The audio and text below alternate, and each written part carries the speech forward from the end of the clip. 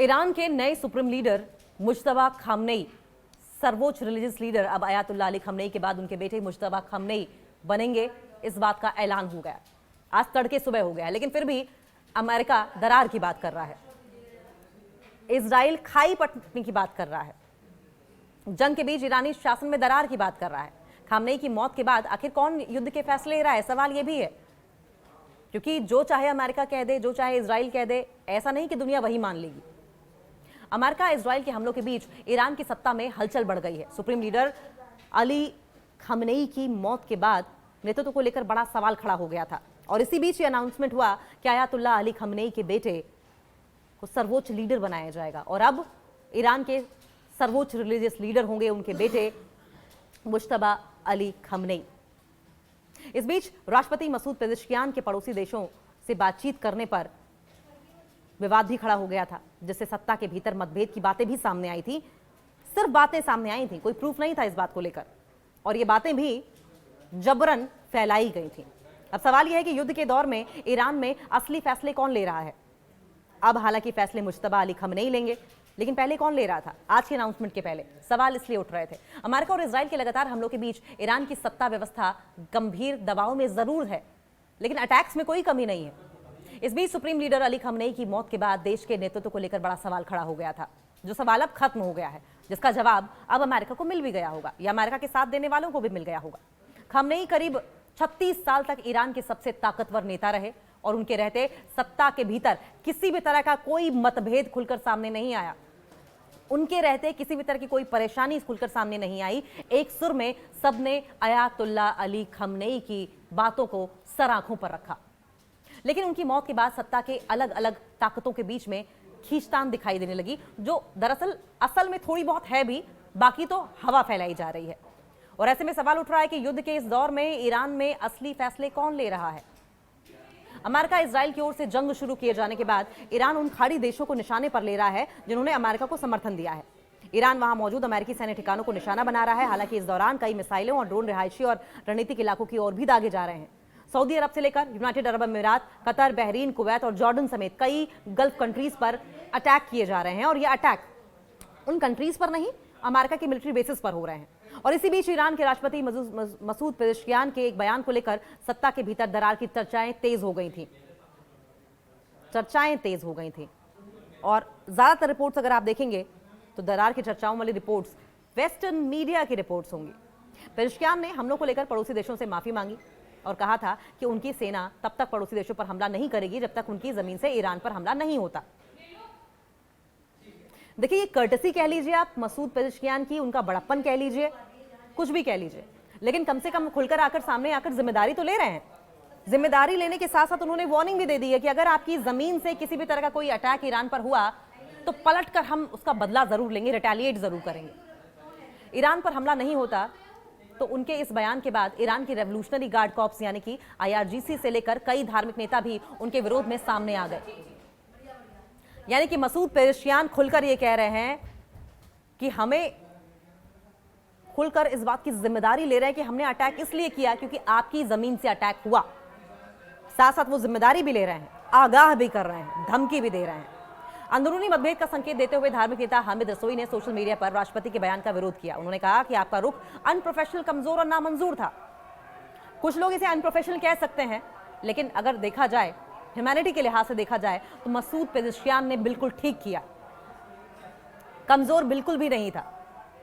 Supreme national security council के सचिव Ali Larijani ने भी उनके बयान का विरोध किया और कहा कि जब दुश्मन इस इलाके में मौजूद बेस से हम पर हमला करता है तो हम जवाब देते हैं और हम जवाब देना जारी रखेंगे। और ये रुख शुरू से ही ईरान का रहा है, मसूद पेजेश्कियान का रहा है, आयतुल्लाह अली खमनेई का रहा है, ईरान के हर बड़े नेता का रहा है।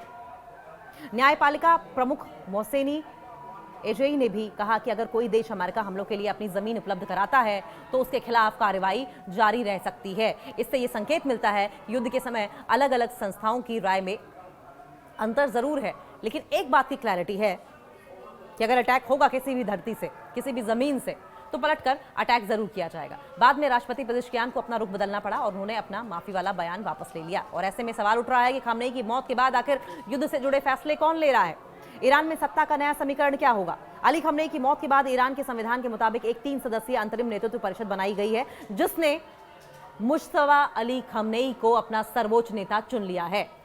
इस परिषद में राष्ट्रपति मसूद पेजिशकियान, न्यायपालिका प्रमुख गोलाम हुसैन मोहसेनी इजई और गार्डियन काउंसिल द्वारा चुने गए धार्मिक विद्वान अली रेजा अराफी भी शामिल हैं। इन सभी ने मिलकर अयातुल्ला अली खमनेई के बेटे मुश्तबा अली खमनेई को अपना सर्वोच्च रिलीजियस लीडर चुना है। बताया जा रहा है कि यह व्यवस्था तब तक लागू रहेगी जब तक एक्सपर्ट्स की सभा यानी कि असेंबली ऑफ एक्सपर्ट्स नया सुप्रीम लीडर नहीं चुन लेती, जो कि चुन भी लिया गया है। आज तड़के सुबह ही मुश्तबा अली खमनेई को इन्होंने अपना सुप्रीम लीडर चुन लिया है। हालांकि अगर बीते दिनों की बात करें, मौजूदा हालात की बात करें, तो यह संवैधानिक ढांचा पूरी तरीके से प्रभावी नजर नहीं आ रहा है। युद्ध की स्थिति में कोई अहम फैसले अन्य शक्तिशाली संस्थाओं के प्रभाव में लिए जा रहे थे, जो कि अब मुश्तबा अली खमनेई लेंगे। खमनेई के मौत के बाद असली ताकत किसके पास है, सवाल ये भी उठ रहा था। स्थानीय और अंतर्राष्ट्रीय मीडिया रिपोर्ट्स के मुताबिक इस समय ईरान में इस्लामिक रेवोल्यूशनरी गार्ड कॉर्प्स यानी कि IRGC का प्रभाव काफी बढ़ गया था। माना जा रहा है कि सैन्य रणनीति और सुरक्षा से जुड़े कई फैसलों में IRGC की भूमिका सबसे अहम हो गई है। इसके साथ ही सुप्रीम नेशनल सिक्योरिटी काउंसिल के सचिव अली लारिजानी भी इस समय महत्वपूर्ण भूमिका निभा रहे हैं। वे सेना, IRGC और सरकार के अलग अलग हिस्सों के बीच तालमेल बनाकर काम कर रहे हैं। माना जा रहा है कि युद्ध के समय राष्ट्रीय सुरक्षा से जुड़े कई फैसलों में उनका प्रभाव बढ़ गया है। ईरान को नए सुप्रीम लीडर की तलाश है, जो कि खत्म हो गई है आज सुबह, और अब ये जो खींचतान की खबरें थी ये भी संभवतः खत्म हो जाएंगी। इस बीच ईरान में नए सुप्रीम लीडर को लेकर जो चर्चाएं हो रही थीं, उसमें एक मुश्त मुश्तबा अली खमनेई का नाम ही सामने आ रहा था। हालांकि अंतिम फैसला असेंबली ऑफ एक्सपर्ट्स ने ही किया। दो नामों को लेकर सबसे ज्यादा चर्चा हो रही थी। सुप्रीम लीडर के दौर में पहला नाम अली खमनेई के बेटे मुश्तबा खमनेई का चल रहा था। माना जाता था कि लंबे समय से सत्ता से जुड़े कई अहम मामलों में प्रभावशाली भूमिका भी उनकी रही है। दूसरा नाम था अली रेजा अराफी का, जो कि एक सीनियर धार्मिक नेता थे और अंतरिम नेतृत्व परिषद के सदस्य भी थे।